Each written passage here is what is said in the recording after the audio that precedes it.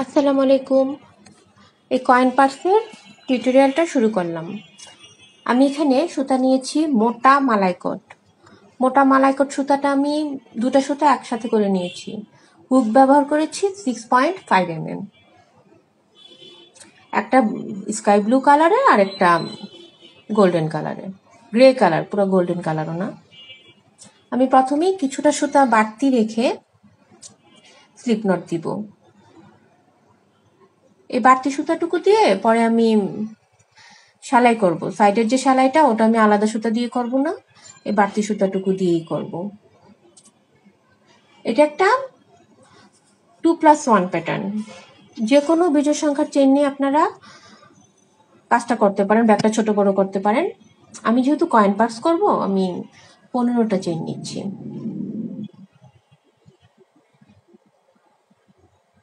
আমরা যারা রেগুলার কাজ করি তাদের বাসায় অনেক সুতা দেখা যায় অল্প অল্প করে থেকে যায়। ওই সুতাগুলো দিয়ে খুব সহজেই আপনারা এই ব্যাগটা বানাতে পারেন। সময়ও খুব অল্প লাগে। চেনগুলা খুব বেশি টাইট করা যাবে না, মিডিয়াম রাখতে হবে। খুব লুজও রাখা যাবে না, খুব টাইটও করা যাবে না। আমার 15টা চেন করা কমপ্লিট। এখন আমি মেপে দেখাচ্ছি কতটুকু হলো।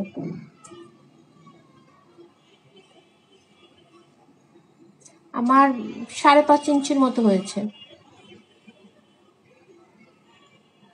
এটা একটা 2+1 প্যাটার্ন। আগেই বলেছি আমি একটা চেন বাদ দিব, হুকের সাথে যে চেনটা রয়েছে ওটা বাদ দিব। দ্বিতীয় চেন থেকে আমি কাজ শুরু করব। কাজটা করব হচ্ছে আমি চেনটা উল্টাবো। উল্টালে যে লুপটা পাওয়া যায়, পেছনে একটা লুপ পাওয়া যায়, এই যে আমি দেখিয়ে দিচ্ছি, এই লুপগুলোতে আমি কাজ করব। পুরো প্যাটার্নটাই আমার হাফ ডাবল ক্রোশেট আর স্লিপ স্টিচ দিয়ে হবে। ফার্স্ট স্টিচটাতে আমি একটা হাফ ডাবল ক্রোশেট করব।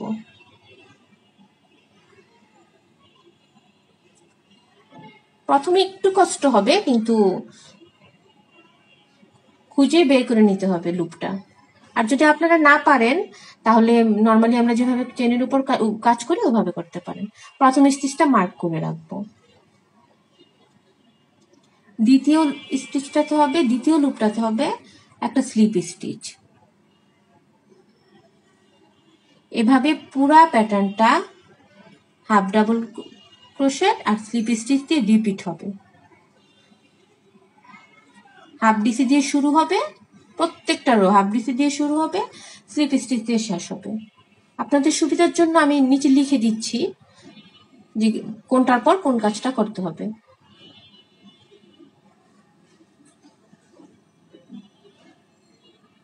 প্রথম রোটা করতে একটু কষ্ট হয়।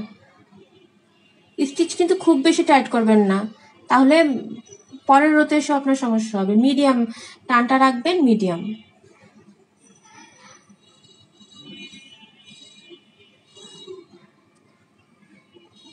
লুপটা একটু চেষ্টা করবেন খুঁজে বের করতে, একটু ধীরে ধীরে করবেন, তাহলে পারবেন। আর সুতা যদি মোটা হয় লুপ তো এমনিই দেখা যায়। আমার 15টা চেনের মধ্যে একটা চেন তো আমি বাদ দিয়েছি, আর থাকবে 14টা। 14টা চেনের মধ্যে আমার 7টা হাফ ডাবল ক্রোশেট হবে এবং 7টা স্লিপ স্টিচ হবে। প্রত্যেকটা রোতে একই রকম হবে।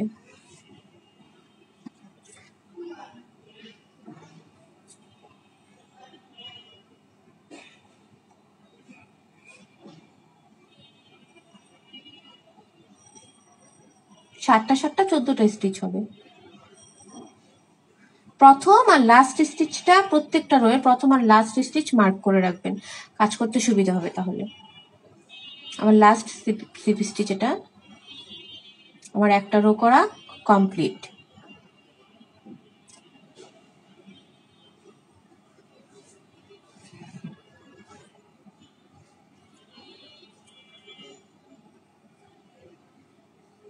এবার আমি দ্বিতীয় রোটা শুরু করব।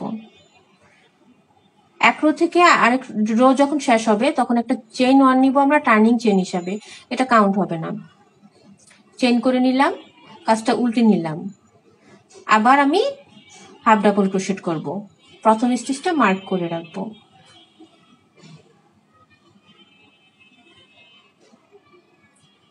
আগের রোয়ের হাফ ডাবল ক্রোশেটের উপরে এখানে স্লিপ স্টিচ হবে, আর স্লিপ স্টিচগুলোর উপরে হাফ ডাবল হবে। তাই বলেছি প্রত্যেকটা রো হাফ ডাবল দিয়ে শুরু হবে আর স্লিপ স্টিচ দিয়ে শেষ হবে। খুব ইজি একটা প্যাটার্ন। আমরা যদি দুইটা মার্ক করে রাখি তাহলে আর আমাদের কাজে সমস্যা হবে না। আমরা তো জানি কোনটার পর কোনটা হবে, হাফ দিয়ে শুরু হবে, স্লিপ স্টিচ দিয়ে শেষ হবে। যার যতটুকু প্রয়োজন অতটুকু পরিমাণ এভাবে আমরা এবার রোগুলাকে উপরের দিকে বাড়াবো। আমি 7 ইঞ্চি পর্যন্ত লম্বা করব।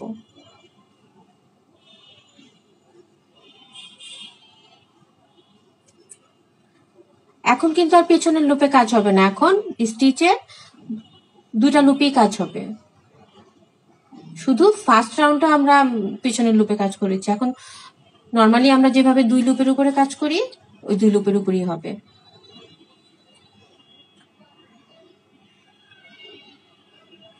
একদম লাস্টে চলে এসেছি,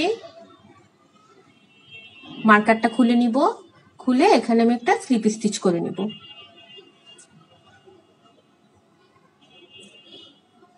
আমার দুটো রাউন্ড কমপ্লিট হয়ে গেল।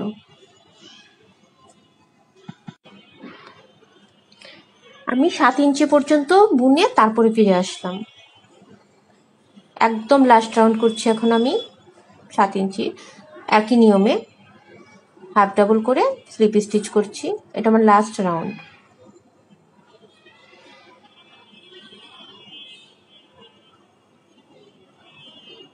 কাজটা অনেক দ্রুত করা যায়, আপনি আধা ঘন্টায় একটি কয়েন পার্স কমপ্লিট করে ফেলতে পারবেন।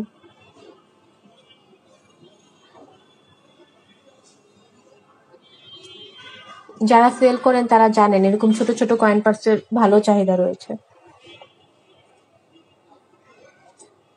এই রোটা শেষ করে আমি একটা চেইন দিয়ে টাইট করে নিব, টাইট করে তারপর বাড়তি সুতা রেখে কাটবো।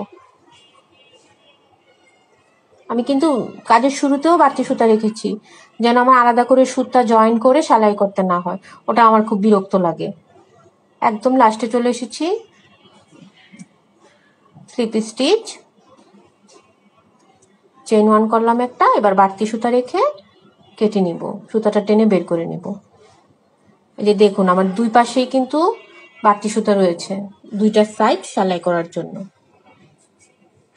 মেপে দেখাচ্ছি, আমার 7 ইঞ্চি হয়েছে লম্বায়, আর পাশে আছে 4.5। ওটাকে যখন আমি আবার সেলাই করব ওটা আরেকটু বাড়বে। আমার দুদিক থেকে সুতা রাখা আছে, এখন আমি এই সুতাগুলোকে সেলাই করে সাইডটা কিভাবে জোড়া দিতে হয় সেটা দেখাচ্ছি। আমি একটা প্লাস্টিকের নিডেল নিলাম।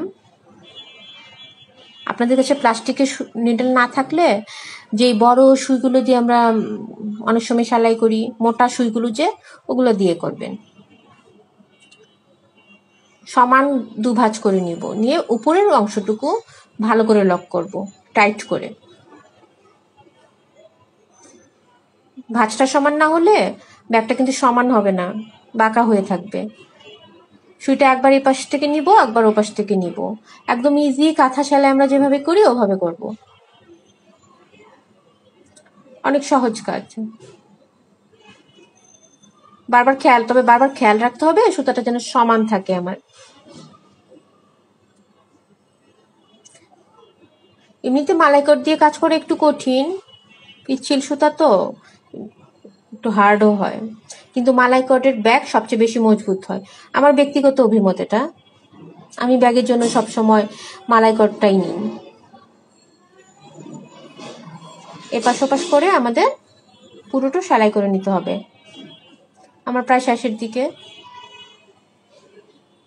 সেলাইটা আপনারা একটু খেয়াল করলেই বুঝবেন, এটা সবাই পারি আমরা।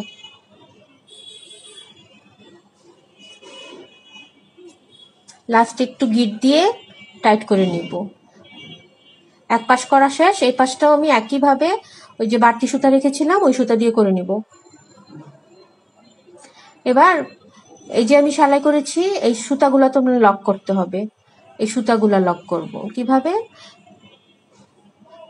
এই স্টিচগুলার ভিতর দিয়ে সাবধানে সুইটা ঢুকিয়ে এই বাড়তি সুতাটা ভেতর থেকে টেনে নিব, বাড়তি সুতোটা ভেতরে লক না করে দিলে ব্যাগটার সাইডটা খুলে যাওয়ার সম্ভাবনা থাকে। শুধু লক করলে হবে না, এটাকে আমাদের আবার আগুনে পুড়িয়ে দিতে হবে।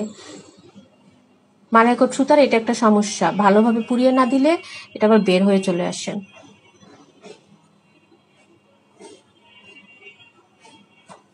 কিছুটা ঢুকিয়ে আমি তারপর কেটে দিব। আগে কেটে নিব, তারপর আগুনে পুড়িয়ে নিব। সাবধানে পোড়াবেন যেন হাতে না লাগে।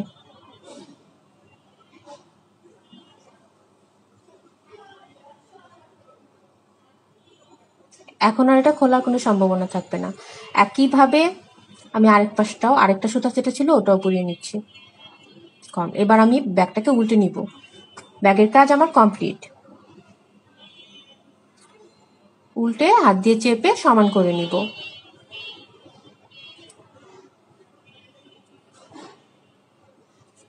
এখন মেপে দেখাচ্ছি। আমার হলো চড়াই হলো এটা, লম্বাই হলো 3 থেকে একটু বেশি, মানে 3.5, আর চড়াই 5। একটা স্ট্যান্ডার্ড সাইজ কয়েন পার্সেল। আমার বাকি এখন বেল্ট বানানো। আমি ব্যাগের সাইডে একটা ছোট্ট বেল্ট দিব, দেখার সুন্দর লাগার জন্য বা ধরার জন্য। আমি একই সুতা নিয়ে নিচ্ছি, একটা স্লিপ নট দিব। স্লিপ নট দিয়ে প্রয়োজন মতো চেন করে নেব। আমি এখানে 25টা চেন করেছি। বেল্ট আপনি যতটুকু লম্বা রাখতে চান চেনটা ওরকমই নিবেন, তবে কাজ করার পর একটু কমে আসবে, চেনটা ওই আন্দাজ করে নিবেন। 25টা চেন করার পর কতটুকু লম্বা হয়েছে আমি মেপে দেখাবো। আগে আমি 25টা চেন করে আসি। চেনগুলো বেশি টাইট করা যাবে না। এখানেও আমি পেছনের লুপে কাজ করব। আমার কমপ্লিট হলে আমি দেখাচ্ছি যে কতটুকু হয়েছে, কয় ইঞ্চি লম্বা হয়েছে।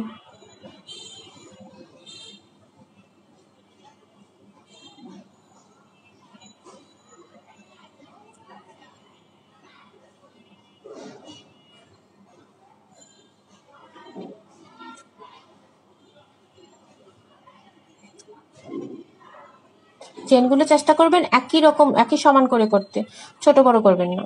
আমি এখন দেখাচ্ছি ফিতা দিয়ে মেপে কতটুকু হলো। আমার 8 ইঞ্চি হয়েছে। আমি যখন বেল্টটা পুরাটা বোনানো শেষ করব তখন আমার এটা আবার একটু কমে যাবে, কারণ বেল্টটার আমি স্লিপ স্টিচ দিয়ে করব।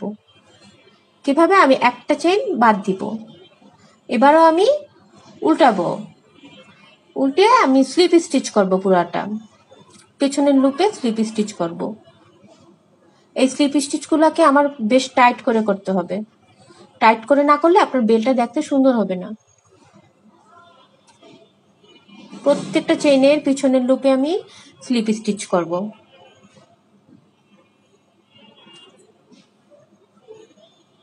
বেল্ট দেখতে এরকম হবে। আমি পুরোটা শেষ করে আসছি। আমার বেল্ট পুরোটা বোনানো শেষ। দেখাচ্ছি কত ইঞ্চি হলো। এই যে 7 ইঞ্চি হয়েছে। আমি বলেছিলাম না যে কাজ করার পর বেল্ট একটু কমে আসবে। চেইন হয়েছিল আমার 8 ইঞ্চি, বেল্ট হলো আমার 7 ইঞ্চি। আমার এরকম একটা হুক লাগবে লাগানোর জন্য। হুকটার ভিতরে বেল্টটাকে ঢুকিয়ে নিচ্ছি।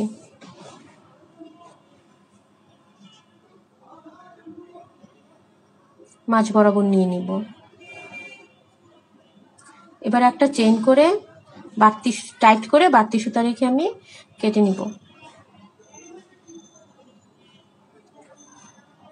সুতার 2টা মাথা গিট দিয়ে ভালো করে আটকে নিতে হবে। সমান করে ধরবো। এই যে আটকে নিচ্ছি 2টা মাথা সুতার।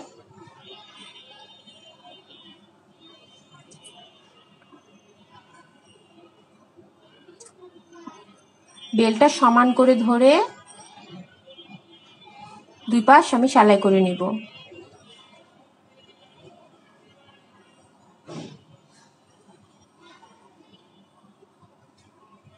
হুকটা থাকবে আমার বেল্টের মাঝ বরাবর। মাথা দুটো সমান করে ধরে নিব। একই কাঁথা সেলাইয়ের মতো করে সেলাই করে নিব।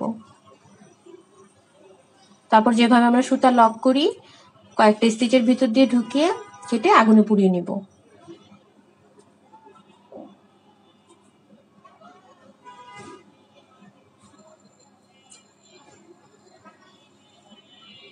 আমার কমপ্লিট, বেল্ট রেডি। এবার আমি সাইডে বেল্টটা লাগিয়ে নিব। আমি আমার ব্যাগটাতে এখনই চেন লাগাচ্ছি না, চেনটা আমি পরে লাগাবো। এই যেটা এভাবে খোলা যায়, চাপ দিয়ে ধরলে এই হুকগুলো খোলা যায়। আপনার ইচ্ছা মতো জায়গায় লাগিয়ে নেবেন। ছোট কয়েন পার্সে সাধারণত কাপড় দিতে হয় না, আমি কাপড় দিব না, আপনারা চাইলে কাপড় দিতে পারেন। কেমন লাগলো আজকের টিউটোরিয়ালটি জানাবেন। আল্লাহ হাফেজ, ভালো থাকবেন সবাই।